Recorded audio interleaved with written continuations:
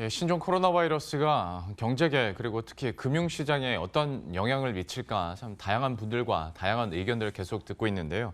오늘은 CEO스코어의 박주근 대표와 함께 이 부분 또 짚어보도록 하겠습니다. 어서 오십시오. 네, 안녕하세요. 안녕하세요. 한번 큰 그림에서부터 접근을 해볼까요? 네.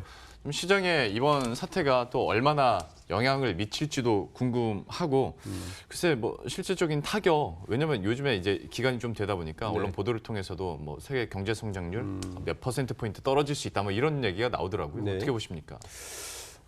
저는 크게 한 두세 가지를 짚어봐야 될 것 같아요. 첫 번째는 우리가 이제 두 번의 시행착오가 있었습니다. 사스가 있었고 메르스가 있었습니다. 예. 이번 신종 코로나는 사실은 같은 신종 코로나 바이러스지만 저는 사스 쪽하고를 좀 연관지어 보는 게 현재 상황을 좀 짚어보는 데 좋을 것 같은데. 네. 사스는 당시에 그 홍콩이었죠. 중국가 인접했던 데 불구하고 그 당시에 또 뭐가 있었냐 하면은 경기 둔화 시점하고 맞춰져 있었어요. 그게 2002년, 2003년인데 지금 기억이 가물가물하겠지만 그 당시 지표들을 보면 사스가 일어날 때와 경기 둔화 시점 맞춰져 있었는데 불행히도 현재 이 신종 코로나가 중국에서 발생을 했고 중국의 현재 경기 상황을 보면 경기 둔화 상황과 맞물려 있습니다. 그래서 상황은 썩 낙관적이지는 않다 이렇게 보고 있는데 그렇지만 어제 보면 미국의 다우지수나 유럽의 그 북유럽 스톡스 지수 같은 거 보면 1% 정도 상승을 나타내고 있거든요. 그러니까 그렇게 우려한 상황은 아니다. 그 이유는 뭐냐 하면 아마 이쪽에서 보는 것은 그 기초 체력, 즉 펀더멘탈까지 흔들고 있느냐 네. 이 사태가 거기에 포커싱을 한 것 같아요.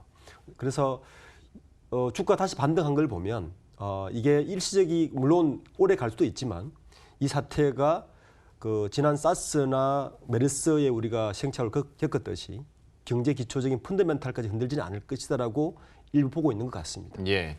그 얘기가 나온 김에 증권가에서 시장 참여자들 그러니까 전문가들도 그러니까 이번 사태가 단기적인 충격은 있을 수 있겠지만 뭐 사스나 메르스 때를 보더라도 뭐 그렇게 길게 가지는 않을 것이고 그리고 얘기를 해주신 것처럼 펀더멘털이 만약에 받쳐주기만 한다면 그러니까 어디 뭐 실적이 어느 그렇죠. 기업이 잘 나온달지 네. 경제 지표가 또 잘 나오기 시작하면 이건 좀 무마될 수 있을 것이다라고 얘기를 하던데 대표님께서는 어떤 시각이세요?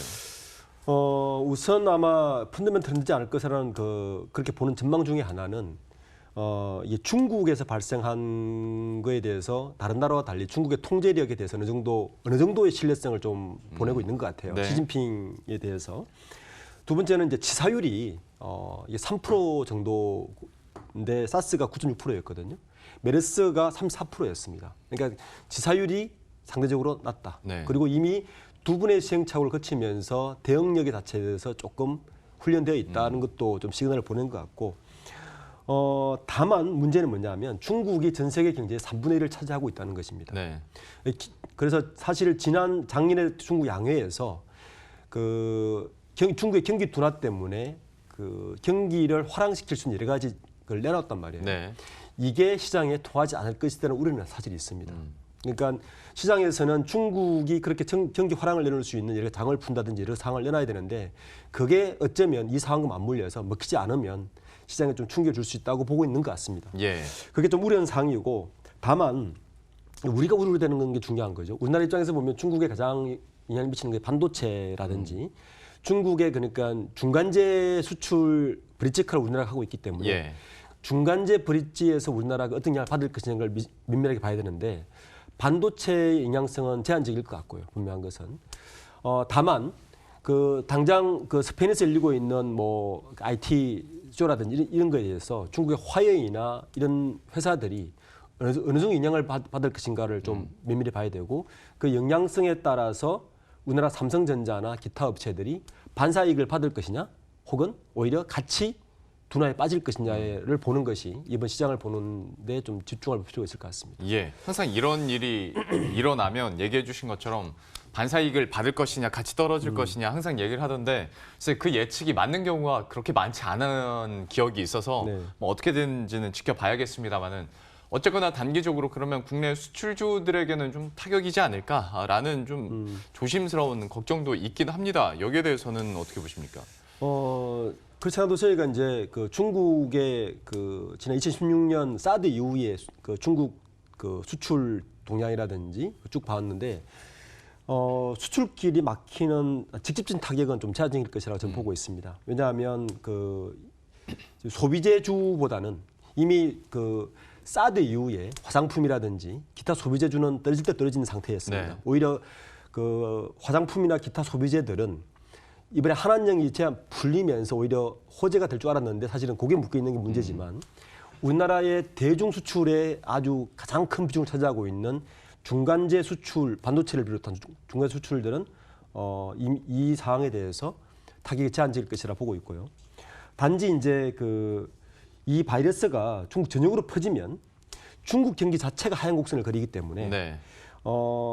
그렇게 된다면 아마 이 사태가 한 3월, 4월 이상 가게 된다면 타격은 불가피하다. 이건 뭐 불가피할 것 같고요. 안타까운 것은 2월 중에서 우리가 수출이 상승 전환될 것으로 기대했던 종목들이 좀 있거든요. 왜냐하면 미중 무역인이 풀린 상태고 예. 1단계 합의를 본 상태고 중국 경제 지표가 호전되리라고 본 상태에서 그 상승 기대가를 예측했던 종목들이 있는데 그 대표적인 종목이 이제 우리가 봤던 IT주나 면세 소비 유통주인데 네. IT주보다는 소비 유통주 쪽에서 아마 타격은 불가피할 것이다라고 보고 있습니다. 예.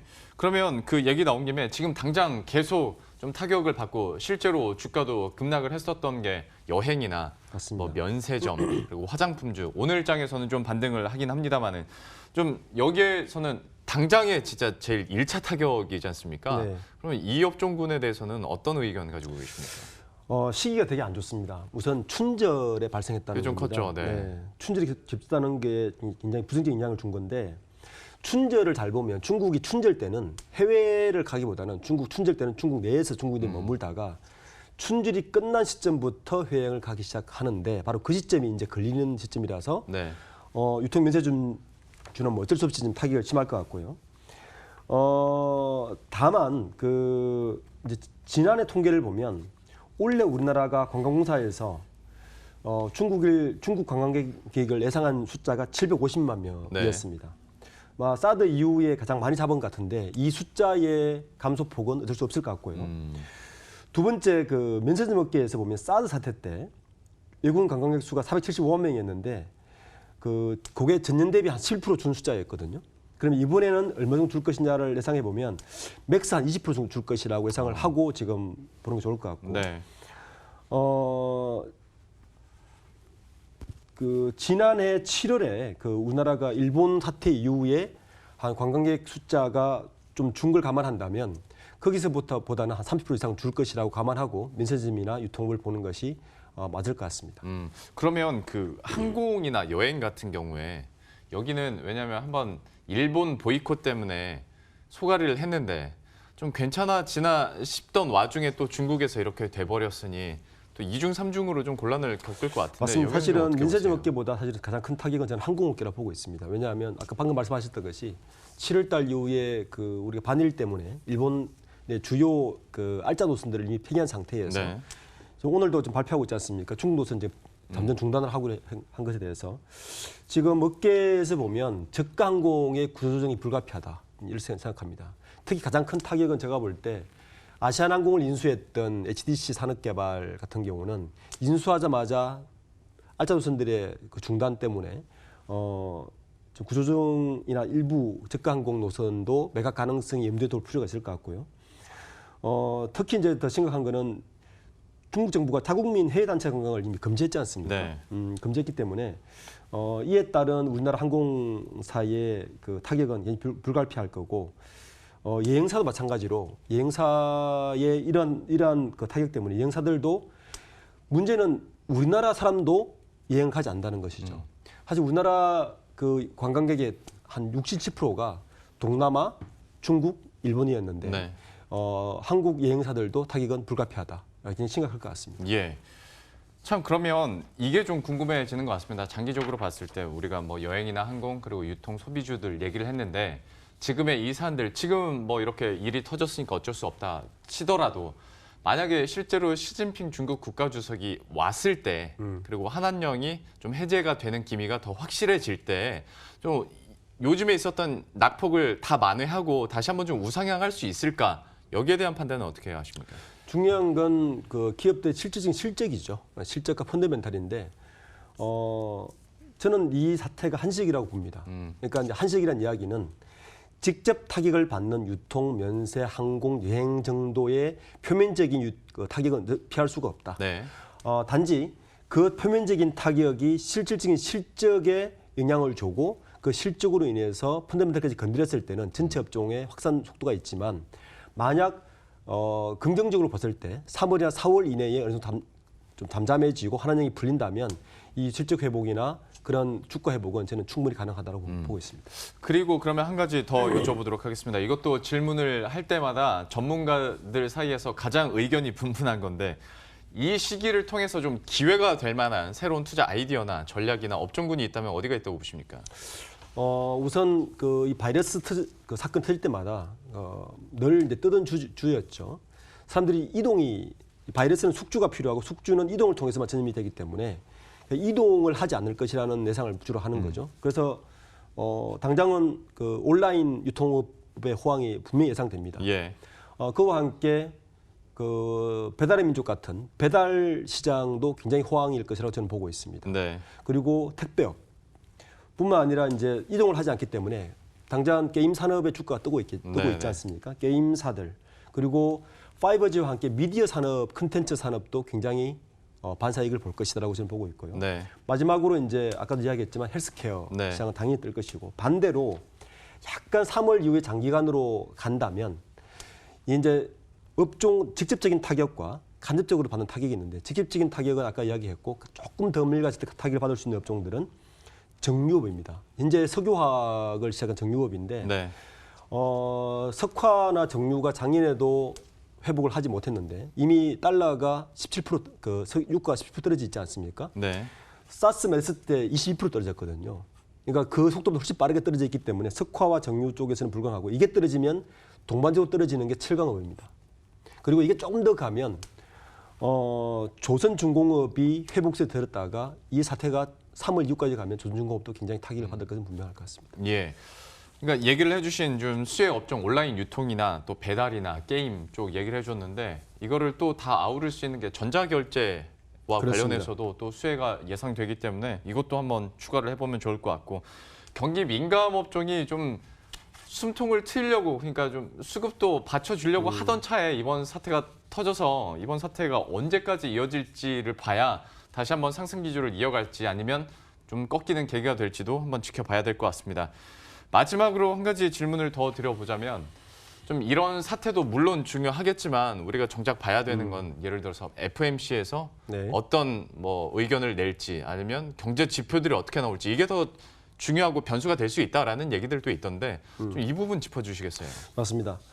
미국 FOMC 회의가 경기 회복 자신감에 대한 표현이 나오거나 혹은 중국 정부가 3월 양해를 앞두고 있거든요. 이때 어떤 경기 부양책을 내놓느냐가 사실 큰 지표를 차지하는데 제 개인적인 생각으로는 이번 3월 양해 때 중국에서 대규모 부양책을 내놓을 가능성이 굉장히 크다고 봅니다. 네. 왜냐하면 이미 부양책을 내놓은 것에 대해서 이번 사태 때문에 먹히지 않을 거라는 풍 예상했기 때문에 3월 부양책 때는 예상을 뛰어넘는 부양책이 나올 것이 분명하고 그 부양책에 따라서 주가 방향은 여러 가지로 바뀔 것 같고 그와 동시에 미중 무역 1차 합의가 됐는데 이 경기 부양책과 함께 미중 무역의 2차 합의 예. 미국도 이미 대선에 뛰어들었거든요. 아마 그때가 되면 미중 무역 2차 합의까지 이루어질 가능성이 큰데 이 두 개가 같이 맞물린다면 이 사태의 그 신종 코로나 사태가 좀 잠진기에 접어들고 중국 양해 그리고 미중 무역의 2차 그 합의 그리고 미국의 대선 이 세 개가 맞물린다면 주가는 예상외로 큰 폭으로 상승 기조를 그릴 수 있다고 생각합니다. 좀 다른 얘기긴 합니다만 대표님께서는 그러면 2차 합의 같은 경우에 미국 대선 전에 좀 이루어질 것으로 예상하시는 그렇습니다. 겁니까? 미국이 대선이 11월인데 한 3월, 4월이면 본격 대선 레이스에 들어가기 때문에 그때가 되면 분명히 2차 미중 합의는 이루어질 것이라 보고 있거든요. 그럼 이 두 개가 사실 맞물릴 때 경기 회복세가 있고 경기 회복이 돼야만이 사실은 미국의 집권당 입장에서는 경기 회복이 훨씬 더 선거 유리하기 때문에 예. 그럴 가능성이 충분히 높지 않나라는 생각을 하고 있습니다. 알겠습니다. 일단은 FOMC 회의에서 과연 어떤 스탠스가 위원회로부터 나올지도 지켜봐야 될 것 같고 얘기를 해주신 것처럼 중국의 양회에서도 얼마나 좀 서프라이즈한 선물들이 나올지도 한번 지켜봐야 될 것 같습니다. 오늘 CEO 스코어의 박주근 대표와 함께했습니다. 오늘 말씀 고맙습니다. 네, 감사합니다.